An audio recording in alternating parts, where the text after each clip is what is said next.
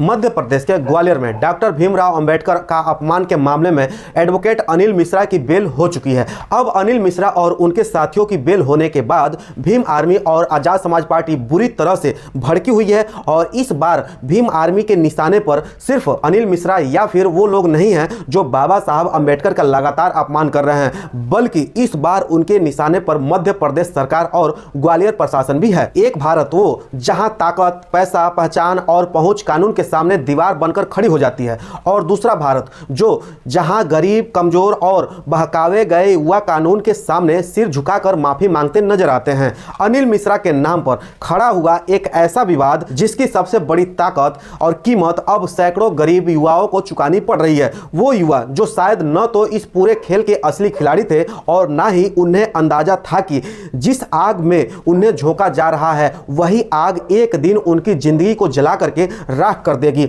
एक तरफ अनिल मिश्रा हैं, अब आरोप लगा है कि पुलिस प्रशासन की लापरवाही के चलते मामला कमजोर हुआ और कोर्ट को बेल देनी पड़ी। अनिल मिश्रा और उन सभी लोगों को जिन्होंने सड़क पर बाबा साहब अंबेडकर का अपमान करते हुए उनके फोटो को जलाए थे। तो पहले हम सुनते हैं कि अनिल मिश्रा अपनी जमानत के बाद, तो सुन लिया आपने, अब बेल मिलने के बाद भीम आर्मी पूरी तरह से भड़की हुई है और उनके निशाने पर अब सिर्फ अनिल मिश्रा या वो लोग नहीं हैं जो लगातार BR अंबेडकर का अपमान कर रहे हैं, बल्कि इस बार निशाने पर है मध्य प्रदेश सरकार और ग्वालियर प्रशासन भी। इसलिए हम सुप्रीम कोर्ट जाने का काम करेंगे।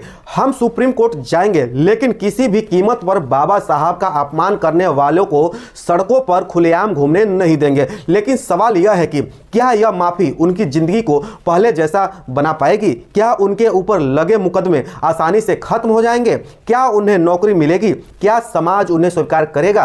कैमरे के सामने माफी मांगना पहचान दिलाना नहीं है, ना सम्मान दिलाना है, यह सिर्फ बदनामी होता है। यह बात आज की पीढ़ी के समझ में नहीं आएगी। सोशल मीडिया की लाइम टाइम नारेबाजी और उकसाने के पीछे भागने से पहले सोचना नहीं होता है। दोस्तों, यह मामला सिर्फ अनिल मिश्रा या इन युवाओं के ताकत सीमित नहीं है, यह एक सबक है। यह हमें बताता है कि किसी के पीछे आंख बंद करके चलना नहीं होता है, कितना खतरनाक हो सकता है। यह बताता है कि ताकतवर लोग अपने लिए रास्ता बना लेते हैं, लेकिन कमजोर लोग उन्हीं रास्तों पर कुचल दिए जाते हैं। अब देखना यह होगा कि आगे क्या होता है। क्या कानून सभी के लिए बराबर नजर आएगा? क्या जिन युवाओं पर कार्रवाई हुई है उन्हें न्याय मिलेगा? क्या उकसाने वालों की भी जिम्मेदारी तय होगी? और सबसे अहम सवाल, क्या समाज इस घटना से कुछ सीखेगा?